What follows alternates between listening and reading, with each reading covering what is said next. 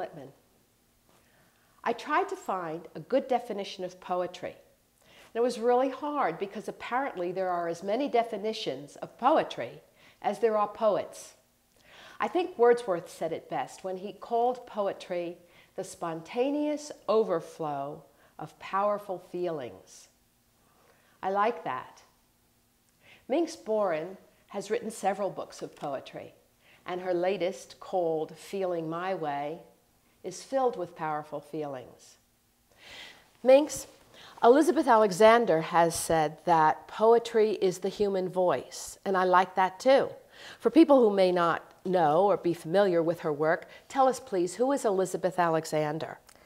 She was chosen by Barack Obama to be the poet for the inauguration.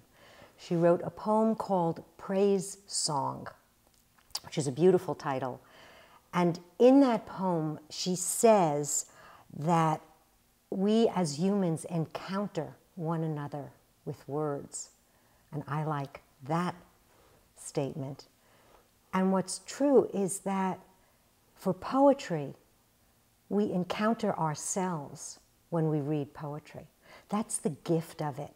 That's the magic that happens when we give ourselves over to a poem. How many books of poetry have you written? This is my fourth and favorite. And do you write in any particular forms, such as pentameter or couplets or rhyming, anything like that? No, for me there needs to be a certain harmony, a certain rhythm that happens.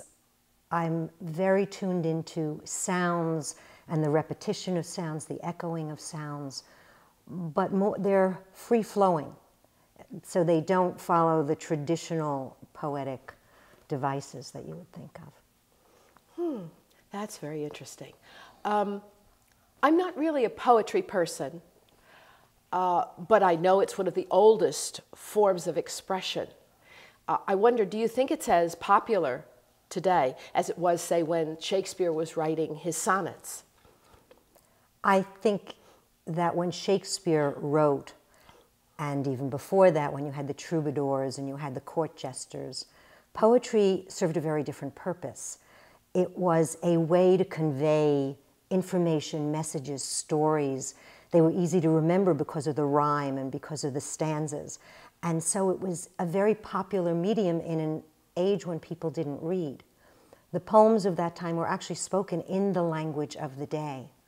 I recently heard a famous poet, modern poet, say, when asked about how poetry has fallen into disfavor, why he thought that was so, and he said, because we as poets need to write in ways that are more accessible, less obtuse, less obscure, less referenced from a place of the Greek mythology, for example, so that somebody would have to run to a dictionary to make sense out of it. That poetry can be immediate, and the gift of it is that immediacy, that when we can tap into our own emotions and feelings based on the poem that we're reading. And so much of today's entertainment is almost force-fed. You just sit back, you don't have to work at it.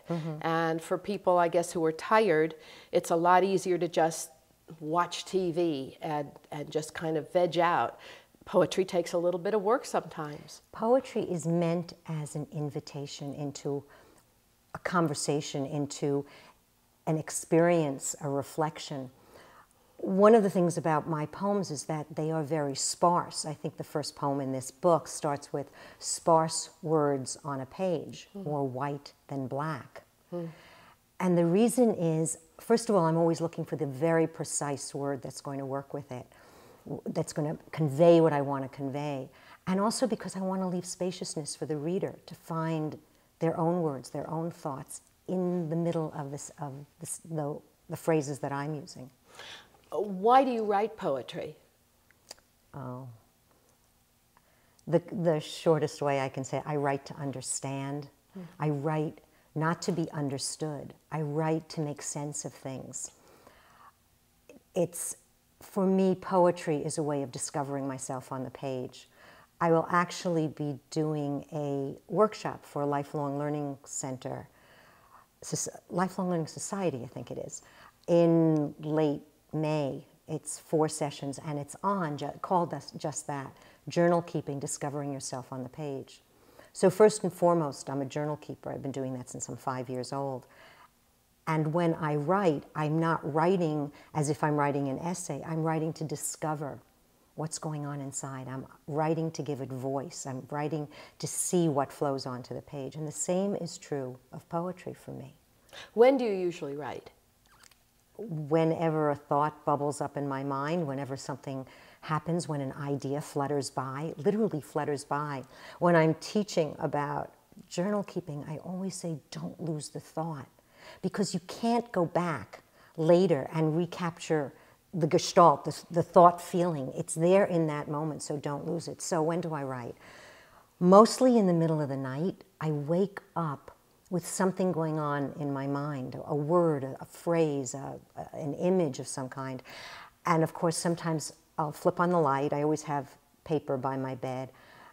And then Mel will kind of open one eye and look over and go, oh, it's another poem. And he'll pull the covers over his head. And then I write. I've written poems on the back of napkins because I'm sitting in a restaurant and someone says something or I see something and something plays around in my head and I just have to capture it. How do you feel when you're writing? As if I'm absolutely bursting with something that has to come out, that has to find its way. How do you begin? Can you give us an example? Yeah, I can actually. I can give you an interesting example that happened on New Year's.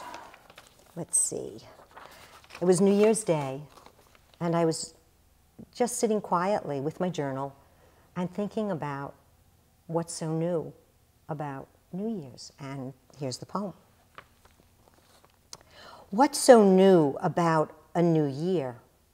So much hoopla and hype as we watch the clock handily tell us with one final sweep that all is forgiven, forgotten, or reformed somehow in this brand new moment, like the arbitrary crossroads where one country becomes another.